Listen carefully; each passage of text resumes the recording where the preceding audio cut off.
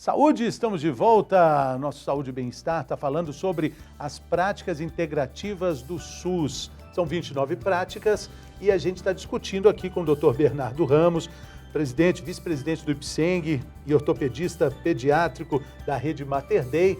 A gente está discutindo essa questão da viabilidade dessas práticas, né, doutor?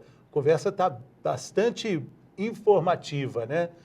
Um componente aí, doutor, vamos falar sobre isso, o componente da fé, porque se a gente fala de meditação, se a gente fala de hipnoterapia, se a gente fala de imposição de mãos, da medicina tradicional chinesa, da acupuntura, da musicoterapia, naturopatia, osteopatia, ozonioterapia, a famosa ozonioterapia está aqui também, das plantas medicinais, a fitoterapia, o reiki, reflexoterapia, a gente tem um componente da fé em tudo isso aqui. Perfeito. Eu acho que a fé é uma coisa assim que cabe total discussão, inclusive porque é comprovado cientificamente que pacientes que têm fé no tratamento, que acreditam realmente naquilo que está sendo feito, têm um incremento inclusive de imunidade, né? Nós estamos falando de uma relação direta com a imunidade. Então, diversos tratamentos que passam por aí vão ter algum tipo de convergência quando a gente fala de fé e um tratamento devido. Então, acho que acreditar no que a gente está fazendo, isso vale até de forma maior, Fernando, até para toda a equipe multidisciplinar. Eu acho que trazer o paciente para dentro do problema é extremamente relevante, sabe? Sim. Quando o paciente sente confiança naquela equipe, quando ele entende que está todo mundo querendo ajudar, que tem um lado humano, como eu tenho frisado em todos os blocos, todas as passagens que a gente fala, eu falo disso. Quando o paciente acredita no grupo, já é uma coisa que traz um benefício muito importante para ele. Eu tenho um grande amigo, o doutor Antônio Buzaide, doutor Roberto Calil também, um cardiologista, outro oncologista. Eles têm especialidades diferentes, mas opinião muito parecida quando eles falam sobre fé. Eles são, assim, categóricos em afirmar que é muito mais fácil tratar de um paciente que tenha fé do que tratar um paciente que não tem fé alguma. Perfeito. E, inclusive, isso é importante até para a gente diferenciar, porque senão fica depois uma preocupação com religião. Não, nós não estamos falando nem de religião especificamente, né, Fernando? Fé? Nós estamos falando da fé mesmo. Então, o paciente que acredita que vai melhorar, que vai realmente ter um efeito, aquele tipo de tratamento nele, isso realmente traz o paciente para dentro do grupo. O paciente tem que ser parte, ele é o foco, né? Então ele tem que ser a parte principal do tratamento e ele tem que estar com a gente. Então aquilo que a gente chama dentro da medicina de relação médico-paciente, uma boa relação médico-paciente, ela é extremamente importante. Quando você acredita que está sendo bem acompanhado, funciona quase, vou trazer um exemplo para vocês, de sensação de segurança. Quando você está num lugar e tem a sensação de que está seguro. É a mesma coisa quando você está num lugar e tem a sensação de estar sendo bem tratado. Eu acho que isso é extremamente relevante para o nosso paciente. Quando ele acredita que vai funcionar, quando ele põe as fichas dele que vai funcionar, eu acho que isso já é um ponto relevante em qualquer tratamento, de qualquer doença. Mas volto a dizer, com toda certeza para a gente incluir dentro do SUS, a gente tem que ter a tranquilidade de que, além da fé, que já é comprovado, nós temos que ter as comprovações devidas. E é muito importante quando a gente fala de fé, a gente falar do efeito placebo, que tem, aí sim, uma comprovação científica que chega a assustar até os próprios médicos, né, doutor?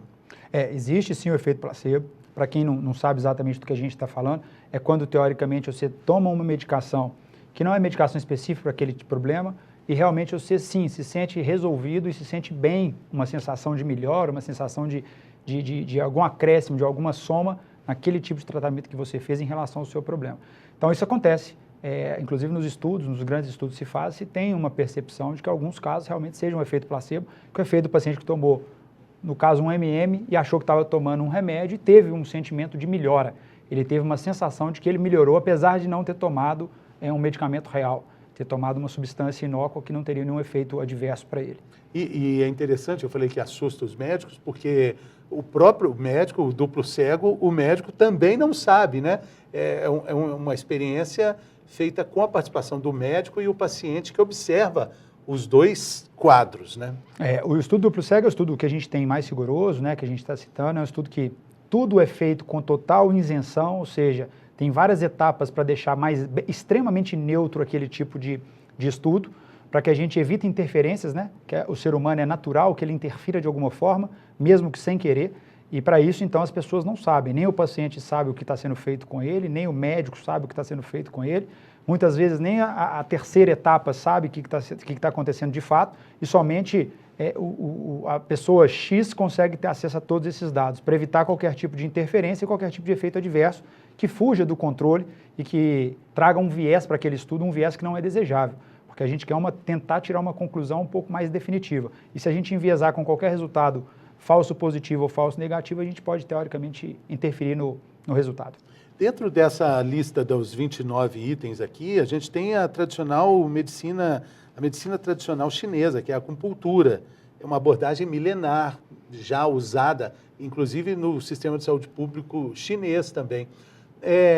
E a gente tem coisas novas também. Essa multiplicidade acaba atrapalhando uma avaliação mais concisa da lista, doutor? Eu acho que a gente tem que entender, de uma forma ampla, até como a gente estava conversando também nos bastidores, esses procedimentos, a própria medicina chinesa e assim por diante. Nós temos técnicas milenares, que vêm antes, inclusive, da própria medicina, e que já tratavam dos pacientes naquele momento, né? E a gente tem que entender, às vezes, o mecanismo fisiológico, por que acontece aquilo. Vamos colocar uma coisa tradicional, já deve ter escutado falar, Fernando, escalda-pés para resolver cefaleia, dor de cabeça. Tem um sentido fisiológico naquilo. Você coloca uma água quente nos pés do paciente, você tem uma drenagem maior de sangue para aquela região, teoricamente a chance de você diminuir a dor de cabeça, que é um volume aumentado de sangue ali, pode acontecer. Então, ou seja, uma prática anterior, que não é uma prática científica, é uma prática, entre aspas, de milenares aí, e que realmente pode ter um efeito real. Hoje, se existe a Novalgina, ou, desculpa citar o nome inclusive, ou qualquer outro analgésico e antitérmico, que pode resolver tanto uma dor de cabeça quanto uma dor como a febre, qualquer um dos dois itens. E aí, a gente precisa desprezar o outro? Não, muitas vezes a dor de cabeça é resistente, por que a gente não pode usar, às vezes, um outro método que ajude? Mas tem que ter um sentido, e são coisas simples, né? Coisas do nosso dia a dia. Daí, entrar para dentro do sistema de saúde, a gente tem que ter um cuidado maior, para a gente não correr o risco, como eu citei, de em vez de ajudar, atrapalhar o nosso paciente. Exatamente, porque são coisas muito variadas, né? Imposição de mãos, por exemplo, mas o que o senhor está dizendo me lembra, por exemplo, de um ato muito simples de respirar para acalmar, para oxigenar o cérebro, ou seja, algumas respostas estão na própria natureza, na nossa própria natureza, né? Como eu falei, eu adoro, eu gosto demais quando eu penso em tudo, assim, quando eu vou discutir até outras questões que fogem da parte de saúde, eu olho muito a natureza, olho muito os bichos, vejo como funciona naquele âmbito ali, para eu entender como a gente, teoricamente, está agindo errado às vezes, ou certo, mas que é o nosso lado humano, que às vezes muda um pouquinho do restante. E sem dúvida alguma, outro exemplo que você deu é extremamente importante, essa respiração anterior, ela é importantíssima, funciona em vários esportes de alto impacto, inclusive, como você, teoricamente, precisa de um pouco mais de tranquilidade, às vezes de baixar, controlar um pouco o seu respiratório, o seu cardíaco, isso pode ser extremamente eficiente, atirador e assim por diante. Então, nós temos várias áreas que medidas simples do dia a dia que a gente pode fazer ajudam demais no resultado final. Então, tudo que vem para somar, eu acho que é benéfico. A gente só tem que ter a certeza de que aquilo realmente funciona, para que a pessoa faça, acredite e esteja na direção correta. Bom, agora, outra coisa que funciona também, a própria água, né? Funciona muito. Os convidados, quando vêm aqui, gostam de tomar água antes do quadro, mito ou verdade, doutor? É sempre bom. Água é bom, principalmente antes do mito ou verdade. Preparado? Preparado. Vamos lá? Vamos lá. Então vamos.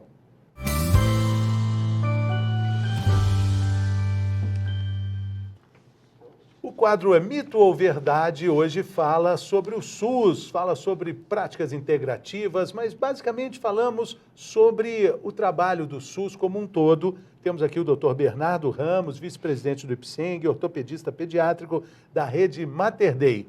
São 10 questões, doutor, e o senhor fale, por favor, dentro da sua visão de gestor de um hospital público, como é que o senhor entende o papel do SUS e o que o senhor considera ser um mito ou ser verdade, tá bom? A primeira questão é, mito ou verdade que o SUS é 100% gratuito para os cidadãos brasileiros? Vamos lá, a resposta precisa ser pontual, mas eu vou falar o seguinte, não, ele não é gratuito porque, teoricamente, ele é vindo do dinheiro do pagador de impostos. Todos nós pagamos o SUS, mas ele, teoricamente, é um sistema garantido pela Constituição, onde todo brasileiro tem 100% de acesso à saúde. Universal, quando a gente fala todo brasileiro, e integral. Todos os tratamentos que estiverem no rol do SUS, eles são disponibilizados de forma gratuita, entre aspas, como eu falei, para o brasileiro. E os estrangeiros? Os estrangeiros, teoricamente, podem se utilizar do SUS, mas eles vão ter algumas dificuldades burocráticas num primeiro momento. Mas acaba que sim, todos os pacientes que estiverem no cenário brasileiro acabam podendo ser atendidos pelo Sistema Único de Saúde. A outra questão é essa, é mito ou verdade que o controle da pandemia do coronavírus salientou a importância do Sistema Único de Saúde na nossa vida e na nossa sociedade? Acredito que seja verdade, sim. Por quê? Porque nós estamos falando de uma população carente, de uma população extremamente diversificada, de áreas geográficas das mais variadas também. Se a gente for citar propriamente Minas Gerais, nós temos praticamente um Brasil inteiro dentro de Minas Gerais, nós temos regiões extremamente ricas, extremamente pobres, dificuldades de acesso e, como eu falei, o SUS tem várias qualidades extremamente relevantes e importantes. A delas que eu cito para a pandemia, que eu acho que foi talvez a mais importante no cenário global, se a gente for comparar até com outros países, chama-se capilaridade. A capacidade da gente sair com uma vacina lá do governo federal, de Brasília ou de onde quer que seja que estava essa vacina e vir lá para o interior de Minas Gerais, ou para o interior lá do Nordeste, ou para o interior lá do Rio Grande do Sul. Então, ou seja, essa capilaridade que o SUS tem, ela é extremamente importante e foi extremamente eficiente, por exemplo, no cenário pandêmico nosso. Então, tem várias características extremamente relevantes. E quando a gente fala desses extremos, desse estado continental que nós temos, né, Minas Gerais, dentro de um país continental, a gente pode até imaginar que estejam faltando médicos, lá no Vale do Jequitinhonha, no extremo norte de Minas, mas também no Brasil, na região da Amazônia, no Nordeste, em alguns lugares. Não é que falte médico, né? Está faltando condição para esses médicos estarem lá, né, doutor? Perfeito, Fernando. Acho que essa foi uma das colocações mais importantes que você trouxe para o nosso bate-papo aqui. Eu acho que não é nem só para o médico, é exatamente para a equipe multidisciplinar ir atender nos lugares. A gente tem hoje uma quantidade de médicos per capita extremamente satisfatório em termos de nível mundial, acima de diversos países desenvolvidos, mas a gente tem uma péssima distribuição de profissionais ao redor dessa área geográfica extensa que a gente tem. E quando a gente está falando nesse cenário, nós estamos falando não somente de médicos, de fisioterapeutas, de enfermeiros, de técnicos de enfermagem, de nutricionistas, de psicólogos. E como a gente falou que o tratamento é multidisciplinar, nós temos que pensar de forma global e levar esses profissionais para as áreas mais remotas, de uma forma que tenha que ser uma forma que realmente fixe esse profissional lá. Hoje a gente percebe que alguns profissionais, quando são recém-formados, vão para aquelas cidades, acabam tendo um período, às vezes pequeno, curto, de 2, 3, 4 anos e voltam, às vezes, para a capital, sem, às vezes, se fixar naquela região. E muitas vezes, se tivesse fixado, seria um grande ganho para o nosso paciente, um grande ganho para o nosso sistema de saúde. Então, realmente, profissionais de saúde, médicos, por exemplo, que é o que eu tenho conhecimento de 100% de causa, não faltam no país. Falta uma boa distribuição. Faça com que eles realmente se capilarizem para o interior. Se a gente tivesse, teoricamente, bolsões que segurassem os problemas de saúde mais no interior, mais de forma geográfica, em grandes macro-regiões, a gente teria menos problemas de filas e, às vezes, até um lado desumano nos atendimentos das capitais. Então, a sua frase, para mim, foi extremamente relevante. Nós temos vários médicos competentes, uma classe extremamente desvalorizada, mas que devia ser muito valorizada em nível mundial, porque o mundo reconhece o médico brasileiro, o mundo reconhece a saúde brasileira de uma forma geral, mas temos as dificuldades geográficas que a gente precisa tentar resolver.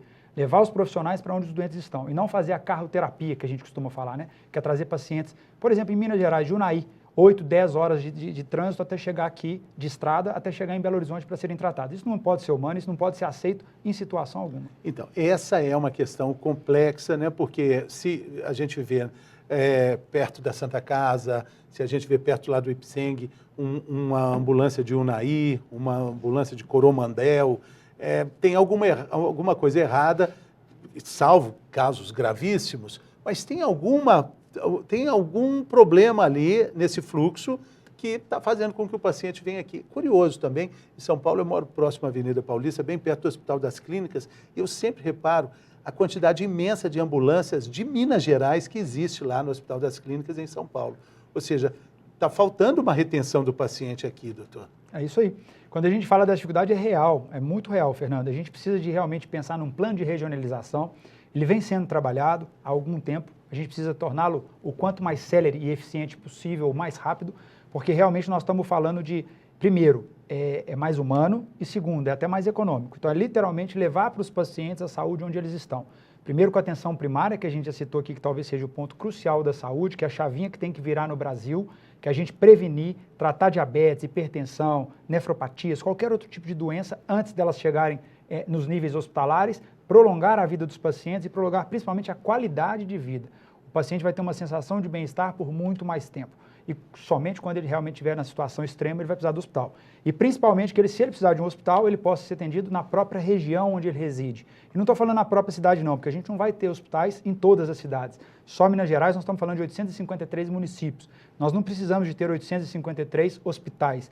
Mas se a gente tiver hospitais nos locais corretos e uma assistência primária muito importante, a gente consegue com toda certeza diminuir a necessidade hospitalar e atender uma região inteira com menos hospitais. Então, ou seja, é um contexto de entender a saúde de uma maneira um pouco diferente do que ela é vista hoje, Fernando. E a gente vai diminuir esse número de ambulâncias, seja na capital do próprio estado, seja nas capitais vizinhas, que é uma realidade. Você chegar hoje num centro na área de saúde, ali na área do Hospital das Clínicas, do João 23, dos hospitais, do próprio Ipseng, da Santa Casa, dia de semana, são diversos ônibus, vans e outros tipos de transporte do interior que chegam para serem atendidos aqui. Por que essas pessoas não podem ser atendidas, na sua grande maioria, na sua própria macro-região, perto da sua cidade de origem, de forma mais humana, de forma mais econômica, de forma mais tudo? A gente tem que falar de tudo junto. Então, ou seja, isso é fazer gestão de um sistema de saúde.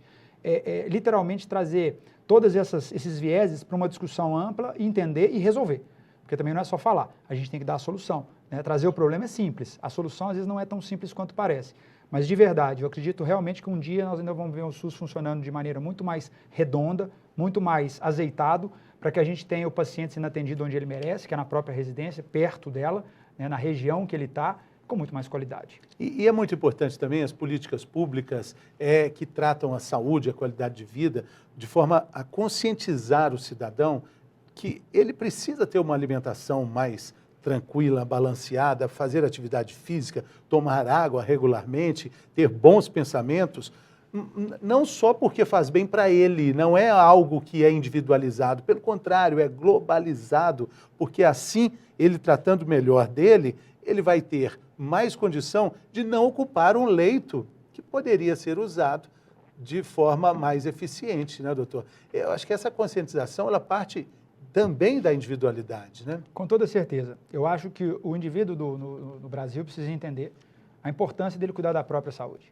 sabe? Quanto mais ele entender isso, a repercussão global, que nem você citou, é relevante.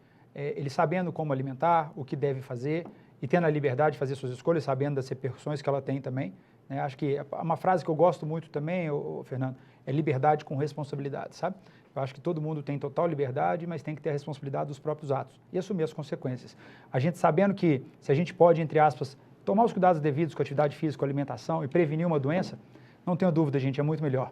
Só a gente conviver e entrar dentro do hospital, que você sabe o quão sofridos são situações específicas que podiam ter sido evitadas.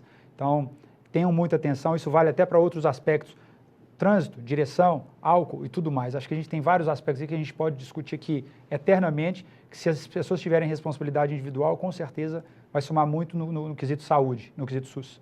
Vamos para outra questão, então. É mito ou verdade, doutor Bernardo, que a vigilância sanitária faz parte do Sistema Único de Saúde? Sim, é verdade. A vigilância sanitária ela está dentro do Sistema Único de Saúde, nós temos uma visa estadual, nós temos uma visa federal, nós temos uma visa municipal, estadual. Então, ou seja, nós temos em todos os entes, né, União, Estado e município, nós temos as vigilâncias sanitárias. E elas são responsáveis por fiscalizar todo um contexto, né? Cada uma com as suas responsabilidades, com a sua amplitude de ações, mas todas elas extremamente importantes e relevantes no nosso dia a dia. A outra questão é essa, é mito ou verdade, doutor Bernardo, vice-presidente do Ipseng, ortopedista pediátrico da rede Mater Dei. Transplantes de órgãos salvam vidas, mas a fila é enorme e o processo acaba sendo ineficiente. Verdade. A gente tem realmente uma gama de transplantes possíveis, já comprovados que tem eficácia, tentativa de conseguirmos fazer o máximo de transplantes possíveis. Nós já estamos falando agora de transplante de membros, o que é extremamente tecnológico, se a gente for pensar no grau de dificuldade e de complexidade desses transplantes. Mas vamos falar dos transplantes mais corriqueiros que a gente tem com mais frequência, transplante hepático, renal, cardíaco e assim por diante, e que realmente salvam vidas. Mas a gente ainda tem uma dificuldade com as doações, tem uma dificuldade até logística, são problemas que a gente tem, inclusive, também aí pela questão geográfica, e dificuldade de comunicação. Acho que todo mundo que, por exemplo, tiver interesse em ser doador, eu sou doador e estimulo todo mundo a ser, porque a gente pode salvar uma vida, mesmo nos piores momentos da nossa própria, a gente autorizando os familiares, deixando a ciência de que realmente gostaria de ser doador, para que aumente esse número de órgãos disponíveis e a gente possa ajudar alguém a sobreviver. Então, isso fica um recado meu até pessoal, que eu acho que doar faz parte, se a gente já não tem mais opção pessoal própria, que a gente consiga ajudar alguém que pode sobreviver com um órgão específico, seja do ente querido, seja até futuramente, inclusive, nosso mesmo. Interessante falar isso, que é um processo absurdamente democrático, muito bem desenvolvido por guerreiros da saúde, mas que, infelizmente, o gargalo está no número até de doadores, né, doutor? Isso nós temos o gargalo dos doadores, nós temos o gargalo, às vezes, da estrutura hospitalar, nós temos o gargalo da geografia, da distância que está um órgão, do tempo que ele demora para chegar. Por exemplo, os aviões do Estado hoje estão totalmente disponibilizados para isso, a MG Transplantes funciona muito bem, tem tentado utilizar o máximo de órgãos que realmente chegam, mas muitos deles, coitados, realmente é um desgaste grande e, às vezes, na hora que a gente vai tentar viabilizar o transplante, o órgão não está mais viável. Então, a gente às vezes tem as perdas naturais, a gente tem as perdas de não conseguir o acesso ao órgão, então a gente tem que lutar realmente para que essa informação chegue em você. Para que essa informação chegue em você, você se sensibilize e saiba que todo mundo pode salvar uma vida, inclusive a gente. A quinta questão, são 10. O mito ou verdade, a pílula que previne o HIV é distribuída gratuitamente pelo SUS aos grupos mais expostos aos riscos de infecção. Perfeito, só corrigindo, previne não, que trata. O HIV, ele tem um tratamento já extremamente eficaz, a gente até considera hoje o HIV, por muitos infectologistas, uma doença já cronificada. Por quê? Porque ele já deixou de matar como antigamente, no entanto, não deixa de ser preocupante, tá, gente? Vamos ter esse cuidado aí para a gente não banalizar uma doença que é extremamente relevante, mas hoje, com os medicamentos disponíveis, inclusive pelo nosso SUS, eu tenho certeza que a gente consegue uma qualidade de vida muito, muito boa para os pacientes HIV positivos e que nem desenvolvem, na verdade, a AIDS, né? Que é a doença, que é a síndrome pós-HIV. Então, assim, vamos levar esse conhecimento para todos, porque é extremamente relevante também. Se souberem de alguém que está nessa condição, que está nessa situação, deixe-os um pouco mais tranquilos, um pouco mais confortáveis, para eles procurarem realmente o atendimento no SUS, porque é uma das áreas do SUS extremamente competentes e extremamente resolutivas. Resolutivas no sentido de dar assistência que precisa, de ter um tratamento devido para que aquele paciente tenha qualidade de vida. Mito ou verdade, doutor Bernardo, que a vacina do HPV é aplicada gratuitamente pelo SUS? É verdade. A vacina do HPV agora já está, teoricamente, no nosso rol obrigatório e a gente consegue aplicá-la. Eu só vou deixar um questionamento aqui, porque estava em trâmite se realmente ela já estava oficialmente pelo SUS, mas eu acredito que sim. Acredito que ela esteja já incluída nas nossas vacinas rotineiras. E, gente, lembrando, hein, vacina é sempre importante. Vacina é a melhor prevenção que a gente pode ter. Vacinar é prevenir. Prevenir é melhor do que remediar. Não esqueça disso nunca, hein? Se é complicado tratar, né? Então é melhor, muito melhor, remediar, como o doutor está dizendo. Sem dúvida alguma. Mito ou verdade, doutor, que o SUS necessita da rede privada, a rede complementar, e recebe suporte dela? Sem dúvida. A gente, que nem eu falei, tem um crescimento que ele funciona com diversas variáveis, né, da rede suplementar.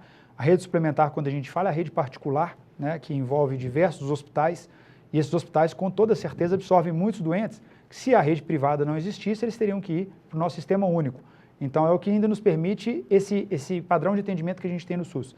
Então, se a gente não tivesse a rede suplementar, a sobrecarga no sistema único seria muito maior. Então, ele é de suma importância, ele é uma rede que, teoricamente, complementa o SUS de uma maneira extremamente relevante. Aqui em Minas, nós temos um volume significativo. Vamos falar especificamente do próprio IPSENG, que é onde eu trabalho, que é o convênio dos servidores públicos do governo de Minas Gerais. Nós estamos falando de aproximadamente 900 mil vidas.